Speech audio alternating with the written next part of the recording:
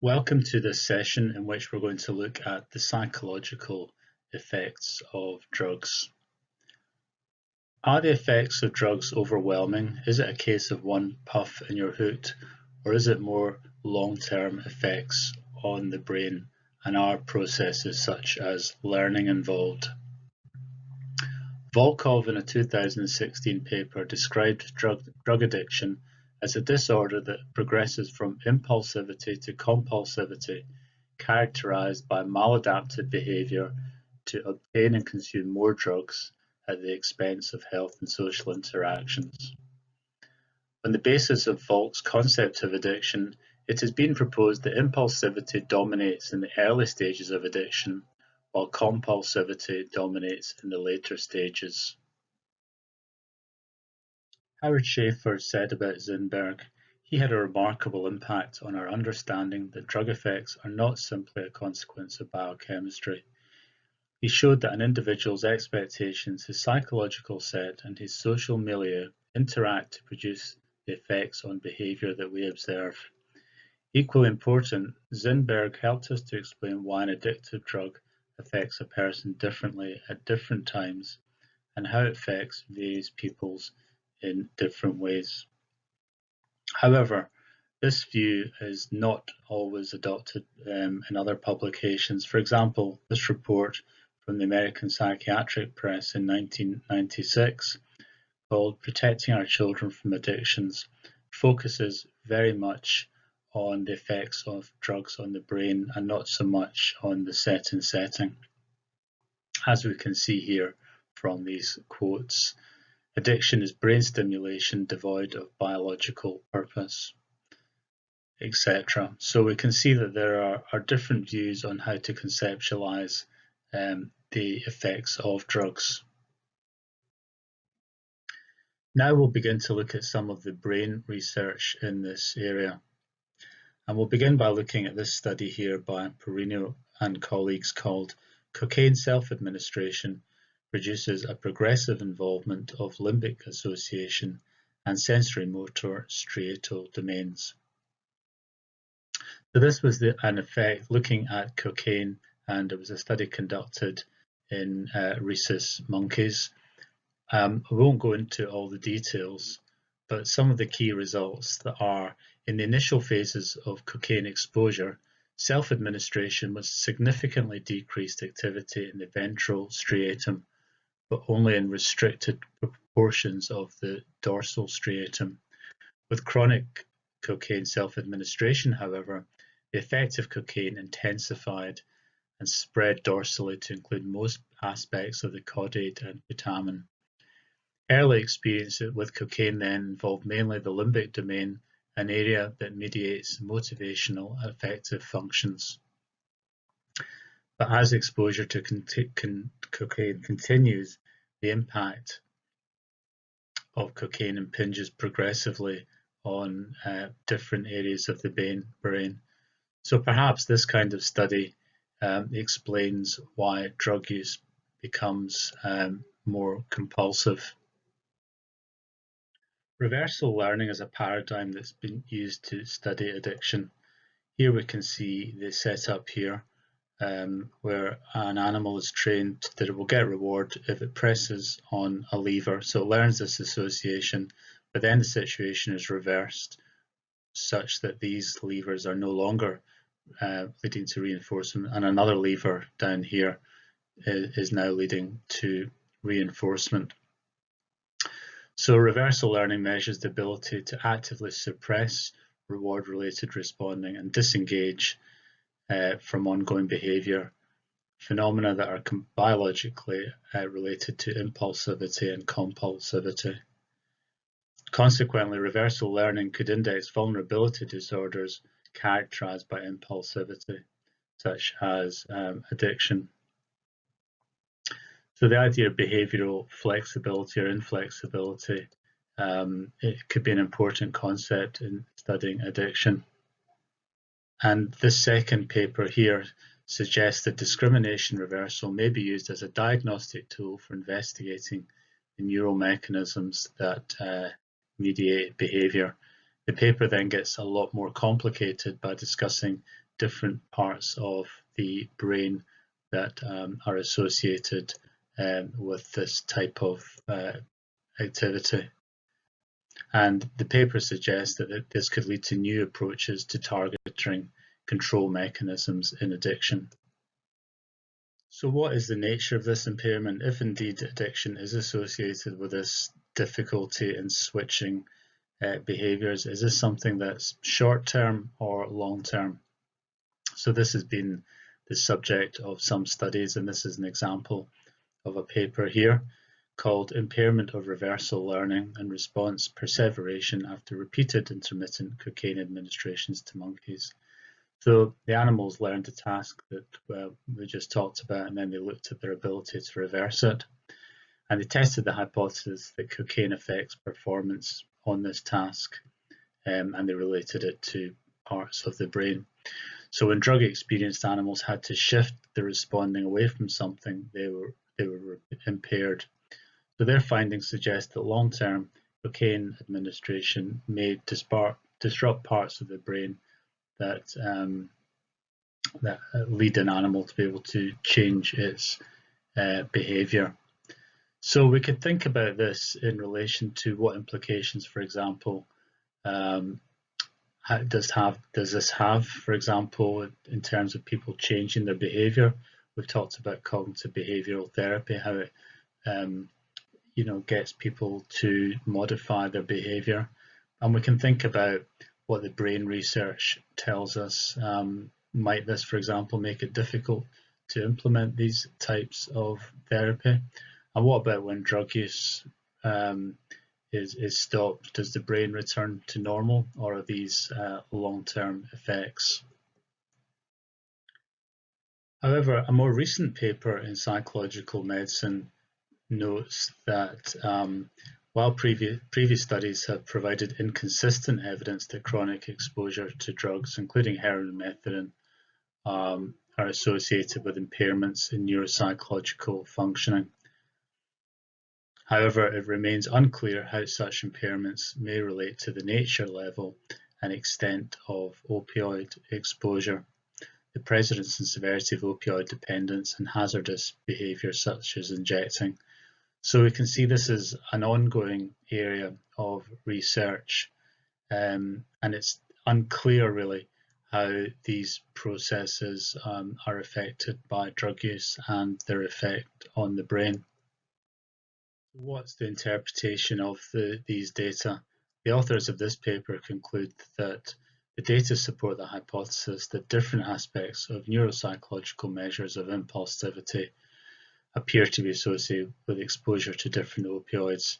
This could reflect either the consequence of the drug or represent an underlying vulnerability to opioid dependence. So in other words, we don't know, is it caused by the drug, or is it some underlying aspect of brain functioning in people who have addiction. We're going to look at another type of brain study now. When an addict craves a shot of their chosen drug, how similar is this to their basic drives for food and water? One way that scientists have approached this question is to look at underlying craving for drugs and compare it with other drugs. So the results of one study are reported in this paper here, entitled Thirsty Heroin Addicts Showed Different fMRI Activations when Exposed to Water-Related and Drug-Related Cues. So in the study, what they did was they compared the brain activation triggered when 14 heroin addicts looked at pictures of people drinking water, people injecting heroin, or neutral pictures. And in the study, the addicts were both thirsty and drug deprived. So what they found was that basically the different types of pictures triggered reactions in different parts of the brain. Our results show an important role of prefrontal cortex in heroin craving and suggest that heroin craving may involve different neural substrates than desire from basic physiological drives. What does this study mean? What they say is this is the first MRI study of heroin craving, and the study adds to the scant but much needed brain image literature on heroin addiction. So the basic conclusion is that heroin craving is not like the craving for basic drives, such as water.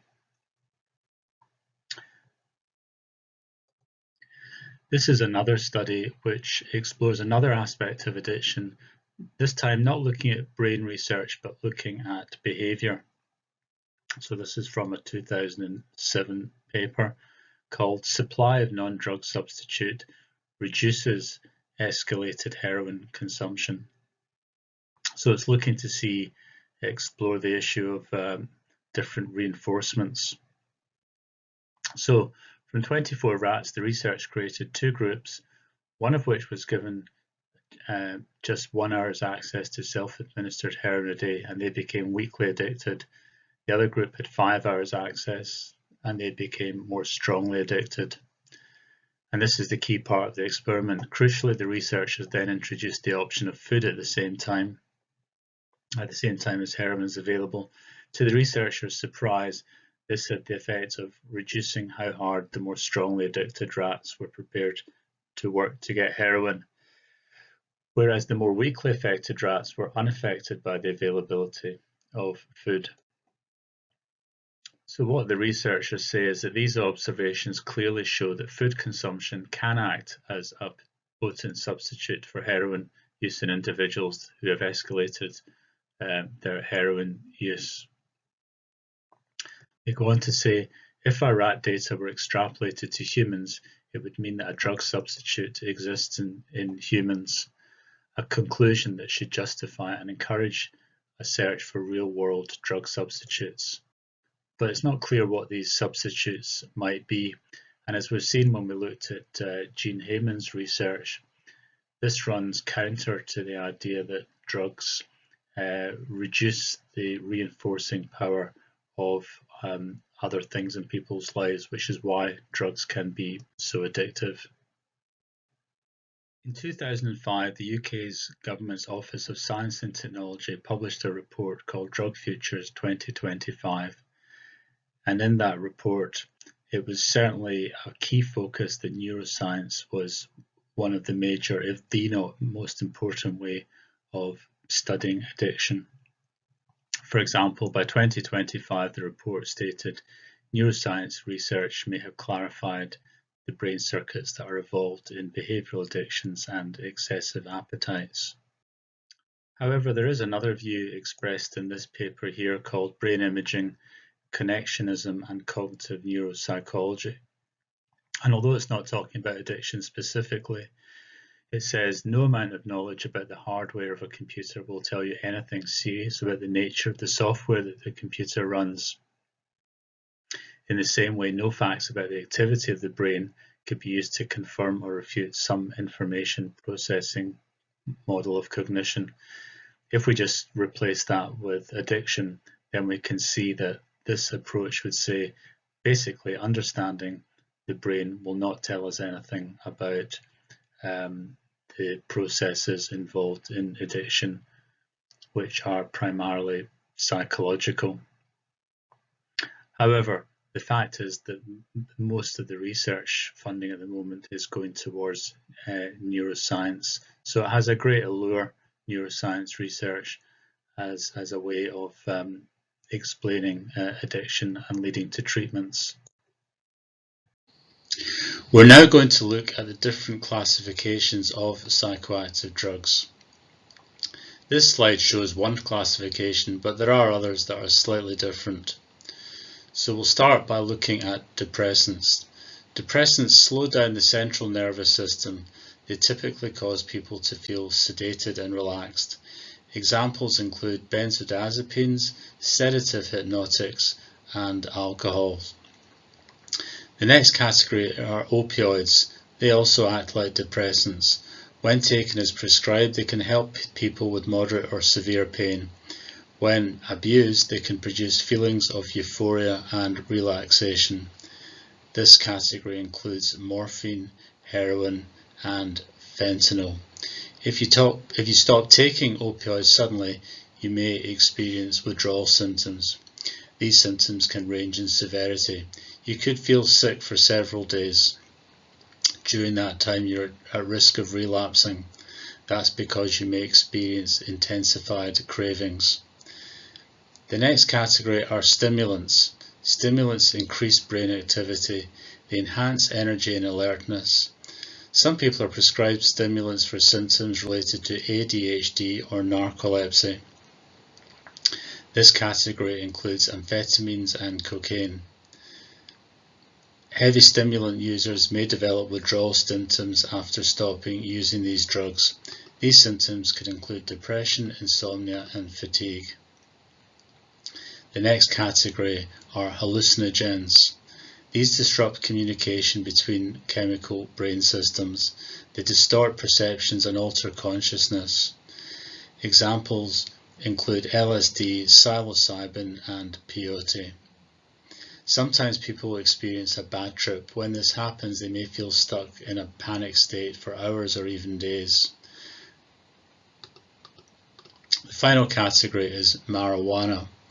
The THC found in marijuana can produce feelings of euphoria and relaxation, but it can also impair memory and cause coordination problems. There is another category not shown on the slide, which is designer drugs. These drugs are synthesized. A designer drug is a structural or functional analog of a control substance that has been designed to mimic the pharmacological effects of the original drug while avoiding classification as illegal and/or detection in standard drug tests. We're now going to focus on psychedelic drugs, which are currently the subject of much debate, not least should they be used as a medicine. So we're going to look at 4 topics. What are psychedelic drugs? How do they affect the brain? What psychological effects do they have? And how effective are they in treating addiction and other disorders? Despite being used for centuries by different cultures and ritual contexts, these substances have currently aroused the interest of science and industry for their promising antidepressant, anxiolytic, and anti-addictive effects. These subjects produce rapid and enduring effects with the administration of a single or a few doses, which could lead to new treatment possibilities for patients. The main challenge is associated with the fact that these substances remain scheduled in most countries and are associated with social stigma related to their recreational use. So first, what does psychedelic mean? Psychedelic is from the Greek meaning mind manifesting, a term introduced by British psychiatrist Humphrey Osmond in the 1950s. The term is derived from 2 Greek words, psyche meaning mind and delos meaning visible. These drugs stimulate altered states of perception, cognition and emotion when they are ingested or administered. There are various types and they work in different ways as shown in the slide here. These substances can be found in nature. They can also be of synthetic origin, such as LSD. The history of ritual use of hallucinogenic mushrooms goes back hundreds of years, including the main Aztec cultures of Mexico. Hallucinogens were used for a variety of purposes, including recreational, medicinal, religious, and cultural reasons. According to Grinspoon and Bacallar in their 1981 paper, The Psychedelic Drug Therapies, psychedelic drugs do not cause physical addiction, craving, major physiological disturbance, or amnesia, yet more or less reliably produce thought, mood, and perceptual changes otherwise rarely experienced except in dreams, religious experience, and acute psychosis.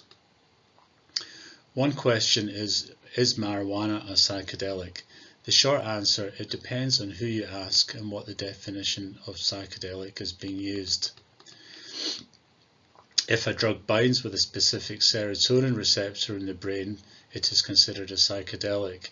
If it does not, then it is not considered a psychedelic. So based on this definition, Marijuana is not psychedelic. Marijuana, or more accurately the molecule THC, primarily binds with cannabinoid receptors in the brain. The question of whether marijuana is a psychedelic, however, becomes slightly different when we look at its effect, particularly when it's used in an edible form. And here it can produce effects that are more similar to the classic psychedelics. So we can think of psychedelics in two ways, from a psychological perspective and from a brain science perspective. As Nichols says in his paper, classic psychedelics act as serotonin 5-HT2A receptor agonists. Psychedelics exert their psychoactive effects through this receptor agonism. However, even with the development of modern brain scanning technologies, the overall action of psychedelics in the brain is far from being understood. Although it is the scientific consensus that the activation of these receptors is central in the action of psychedelic drugs, that's the statement of what outwardly might be a simple pharmacology fails to completely capture the overall consequences of that dynamic within the interacting brain, again according to Nichols. Nichols also makes the point that psychedelics are not considered addictive, as we've said previously. The second point is that psychedelic drugs stimulate altered states of perception, again as we've seen before. How do they do this? Psychedelics produce both short and long-term effects. Shortly after taking a psychedelic substance, people begin to experience hallucinations. These effects can begin within 90 minutes of ingesting the substance and can last for as long as 12 hours. In this presentation, we're going to focus on the psychological mechanisms. How does neuroscience relate to how psychedelic drugs are experienced? According to this paper, the mechanism of action of psychedelics revolve around the default mode network, the DMN, which has been established by brain imaging studies. In neuroscience, the default mode network, also known as the default state network, or anatomically the medial frontal parietal network, is a large-scale brain network. The DMN is involved when the brain is not engaged in a task, when we are daydreaming or when we are contemplating the future. This is when the DMN is most active. It is in control of self-reflection, assessing the feelings and thoughts of others, and autobiographical memories. So here we have two very different papers, both of which mention the DMN in the context of psychological theories.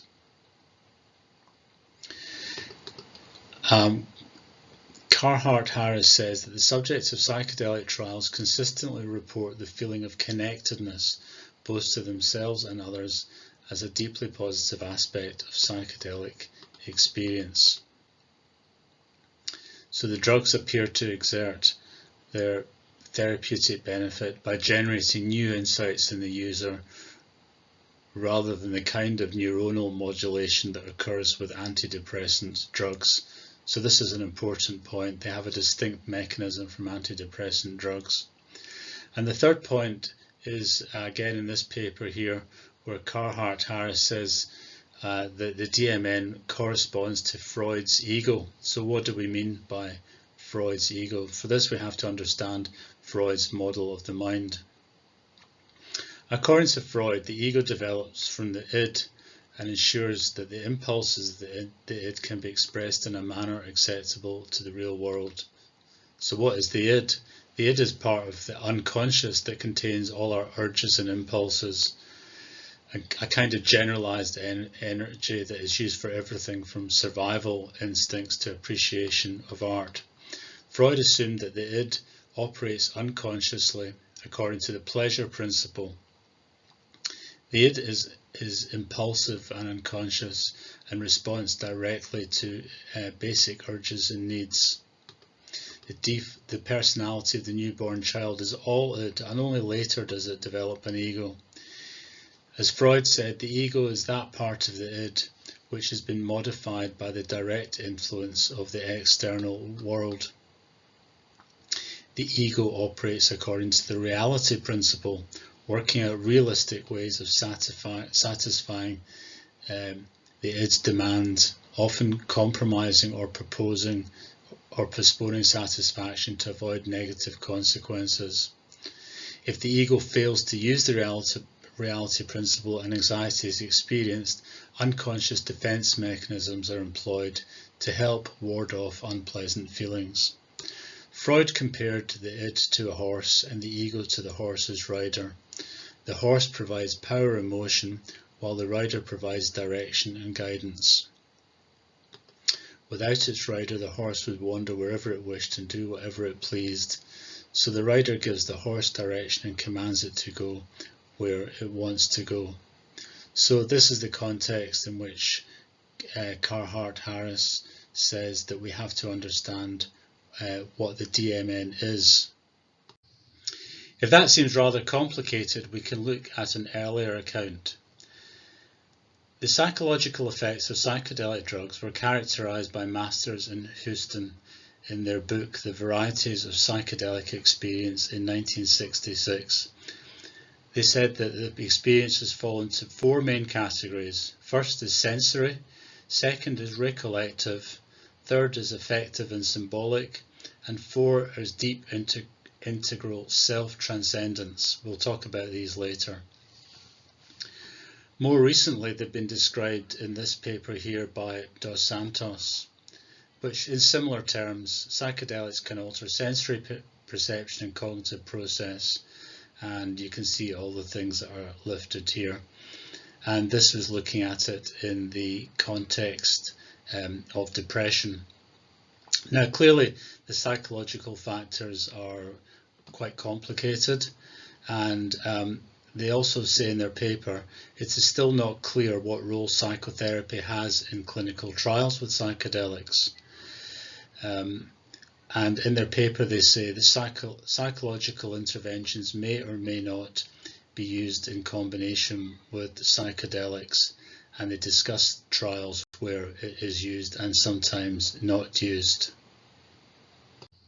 Another paper looking at psychedelics in the treatment of depression notes that the psychological and social context in which psychedelic-assisted psychotherapy occurs is of importance. The paper also discusses these four concepts, again similar to what we've seen in previous papers.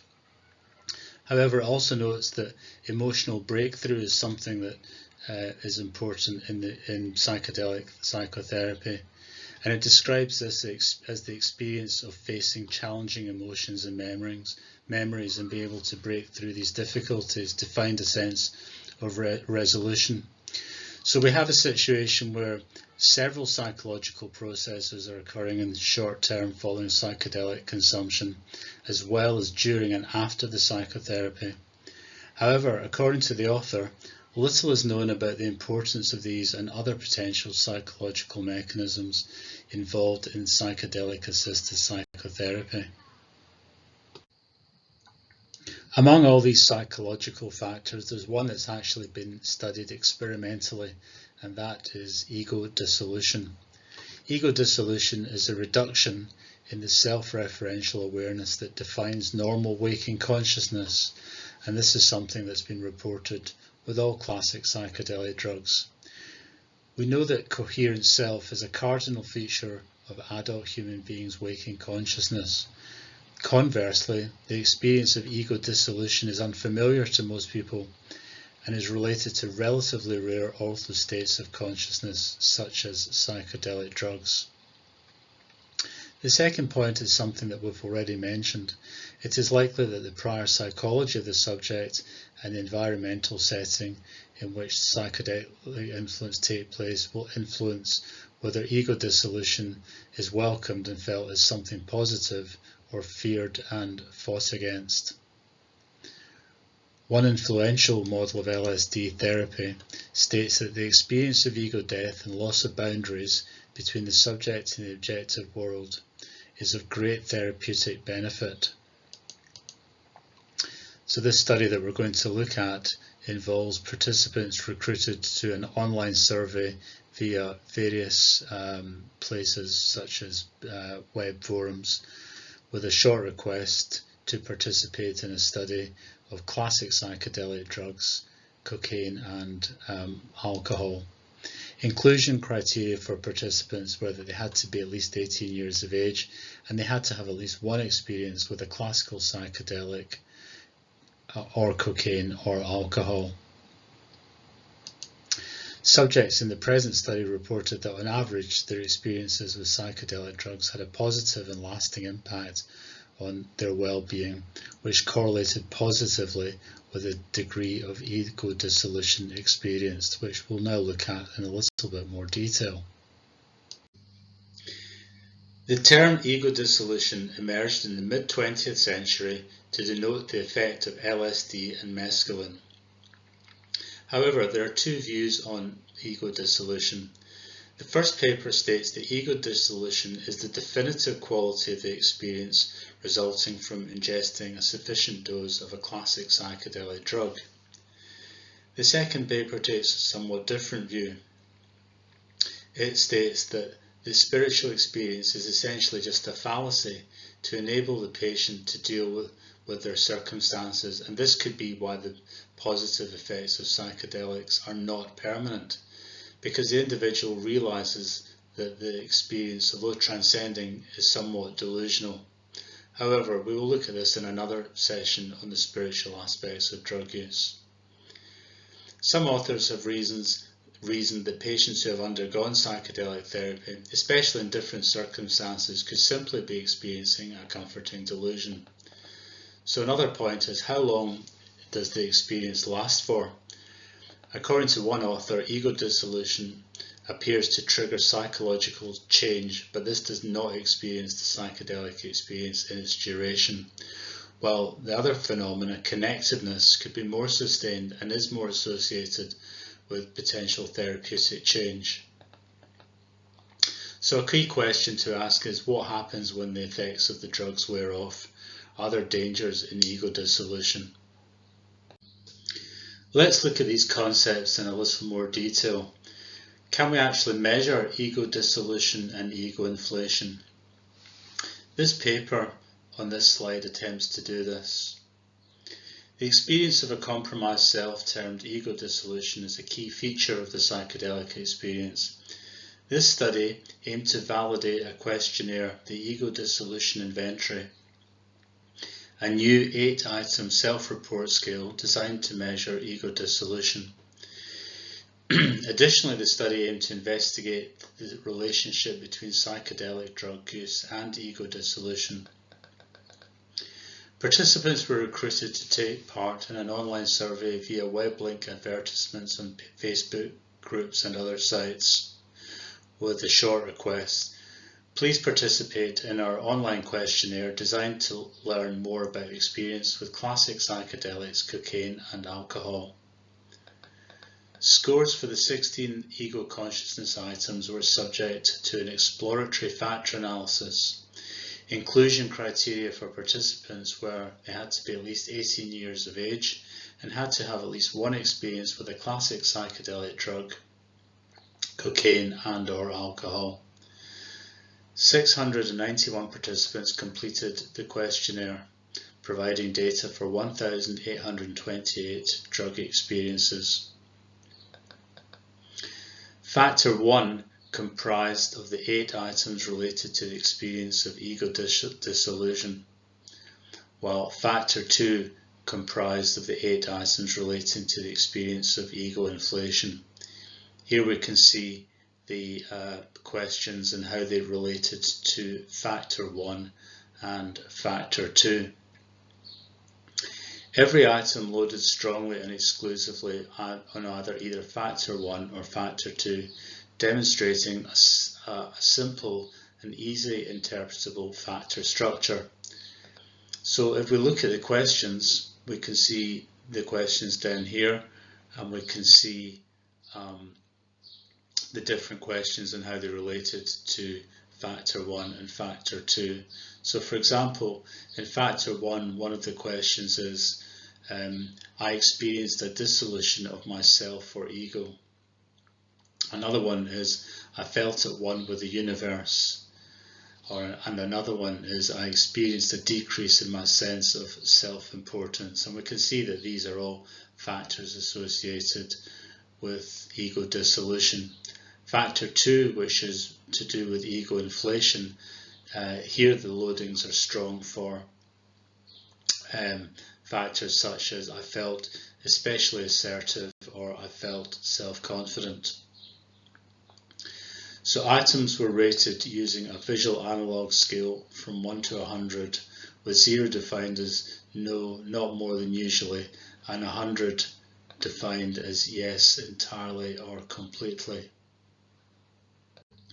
In this graph we can see the relationship between drug dose and scores for ego dissolution and ego inflation. You can see that there are 3 graphs. The first graph is for psychedelic drugs, the second graph is for cocaine, and the third graph is for alcohol. The blue lines are for ego dissolution and the red lines are for ego inflation. So looking at the first graph, we can see that for experiences with psychedelic drugs, there is a significant positive correlation between reported drug use and ego dissolution. You can see the blue line here, and only a weak correlation between reported drug use and ego inflation. With cocaine we see a rather different picture. We see a strong correlation between drug use and ego inflation, the red line, and only a weak association with ego dissolution. For alcohol, there was no relationship between either ego dissolution or ego inflation. In this slide, we can see the relationship between experience intensity and the two concepts of ego dissolution and ego inflation. The graph on the left showing ego dissolution and the graph on the right showing ego inflation. We can see here on the x-axis a level of the subjective experiences going from 0 to 100. So subjects were asked how intense the experience was for psychedelic experience, how energized or wired for cocaine, and how inebriated or drunk for alcohol on this scale from 0 to 100. And we can see here for each graph there are 3 lines: blue for the psychedelics, red for cocaine, and black for alcohol. And we can see a large difference between the psychedelics and the cocaine and alcohol. For psychedelics, the subjective intensity of the experience was positively correlated with ego dissolution, this blue line here, and more weakly correlated for ego inflation, this line here. We can see the opposite pattern for cocaine and alcohol. Here we can see weak associations with ego dissolution, but stronger associations with ego inflation. And the paper analyses these data in great detail. So subjects in the present study reported that on average their reported experiences with psychedelic drugs had a positive and lasting impact on their well-being, which correlated positively with the degree of ego dissolution. In other words, the stronger the feeling of ego dissolution, the more there was a positive and lasting impact on their well-being. So the conclusion was that the results of this study demonstrated the internal consistency of this ego dissolution inventory.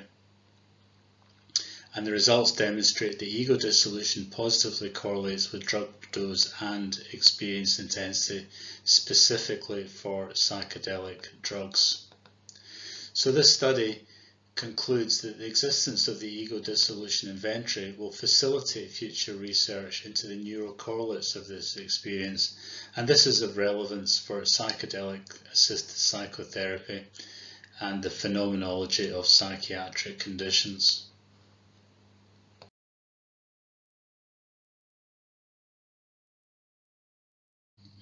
Let's look at the treatment of depression with psychedelic drugs.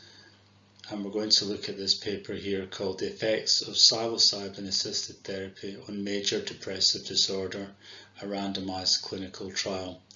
We'll begin by looking at the design, setting and participants in this study. This randomized clinical trial was conducted at the Johns Hopkins Medical Center in Baltimore. Participants were adults aged 21 to 75 with a major depressive disorder diagnosis, not currently using antidepressant medication, and without histories of psychotic disorders. A total of 27 participants were randomized to either the immediate treatment group or delayed treatment group. The interventions were 2 psilocybin sessions in the context of supportive psychotherapy. The paper notes that in previous studies, 30 to 50% of participants did not show either reduced or remitted symptoms after treatment with existing pharmacotherapies, and up to 10 to 30% were considered treatment resistant. In this study, results showed that the treatment with psilocybin was generally well tolerated. Relative to baseline, there was marked reductions in depressive symptoms, and these were observed for 4 weeks post-treatment. Another study found that within 5 weeks of psilocybin treatment, no patient required antidepressant treatment. This was a study by Harris in 2018. Also, adherence can be greater with psychedelic assisted therapy in comparison to traditional antidepressants. Participants in the psilocybin group in the Carhart-Harris study found there was a better ability to communicate intense emotion compared to antidepressants, thus showing better outcomes than conventional antidepressants. An earlier paper by this author states that psychedelics administered without psychological support may have limited antidepressant efficacy and could even make a patient worse. This is both due to the positive therapeutic effects of the interpersonal context in which consumption takes place, as well as the number of risks associated with psychedelic consumption. Another paper also mentions the importance of another concept that we looked at earlier, which is ego dissolution. This paper states that ego dissolution is critical for an individual to overcome their depression because we accumulate a set of memories or thoughts during our lives that we identify with ourself or ego. This is a paper called Neuromechanisms and Psychology of Psychedelic Ego Dissolution by Stoliker and colleagues. Let's look at another drug, namely MDMA. MDMA has been called an entactogen and is not considered to be a classic psychedelic drug. David Nichols explores this in his 2022 paper called Entactogens: How the Name for a Novel Class of Psychoactive Agents Originated. In this paper, he notes the complex chemistry of this substance and notes that in 1986 he proposed the name entactogen for the pharmacological class of drugs that includes MDMA and other substances with a similar psychopharmacological effect. The name is derived from roots that indicate that entactogens produce a, quote, touching within, rather than having significant psychostimulant or hallucinogenic effects.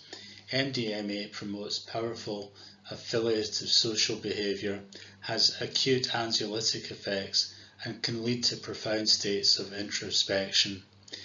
MDMA produces a more gentle and easy tolerated state compared to LSD. It is shorter acting, which makes it more clinical manageable. Due to its association with recreational ecstasy, MDMA has a long-standing label of controversy in the United Kingdom. The second point I want to make about MDMA comes from this paper, which is called Review of Potential Psychedelic Treatments for PTSD, and it notes that patients with PTSD often have difficulty confronting stimuli similar to the type that traumatized them. MDMA may have the potential to reduce fear, resulting in potential breakthrough in their psychotherapy. One other issue is the type of dosing that should be used with psychedelic drugs. Dosing and follow-up sessions can be approached in two ways: psycholytic and psychedelic. Psycholytic approach involves using low to moderate doses of a psychedelic numerous times in tandem with psychotherapeutic sessions. The psychedelic approach involves using low doses of a psychedelic followed by a session involving a large psychedelic dose. Currently, it is unclear in terms of safety and efficacy which approach is more appropriate due to the lack of studies. There are currently no systematic reviews exploring the psychological processes of classic psychedelic therapy in the treatment of depression. To date, reviews have focused on establishing treatment efficacy, understanding the neurological mechanisms, or they have been broad in their aims. Therefore, this second paper here suggests that a review of these processes are necessary to fill this gap in the literature. Many of the psychological ideas we have looked at here were explored by the Swiss psychologist Carl Jung. Both Jung and Sigmund Freud, Jung's one-time mentor, inform much of our language and ideas surrounding human psychology. Freud pioneered the scientific study of the unconscious using psychoanalysis. Jung pioneered analytic psychology, which sounds similar but has some key differences. While Freud divided the psyche into the unconscious, the preconscious, and the conscious, Jung divided the mind into the ego, the personal unconscious, and the collective unconscious. Jung postulated that we inherit the lower or less evolved psychological framework from our ancestors. He argued that our unconscious mind contained within them the archetypes, stories, and common images of our ancestors. And I've added in brackets, is this scientifically plausible? Both Jung and Freud hypothesized that the primitive unconscious mind of our ancestors were more emotional, more anxious about the external world, and more prone to fantasy. The question that has been asked is, do psychedelics unlock this primitive subconscious part of our mind, which helps us better understand our inner psychic world and our collective human condition? There is evidence that Jung was opposed to the use of LSD and other psychedelic drugs. Jung had strong opinions about how to integrate the unconscious and conscious contents of the mind. It does not seem that Jung was a proponent of psychedelic use, especially without integrating the psychedelic experience. Jung stressed that many users of psychedelic drugs were not equipped with the tools necessary to face the contents of the unconscious.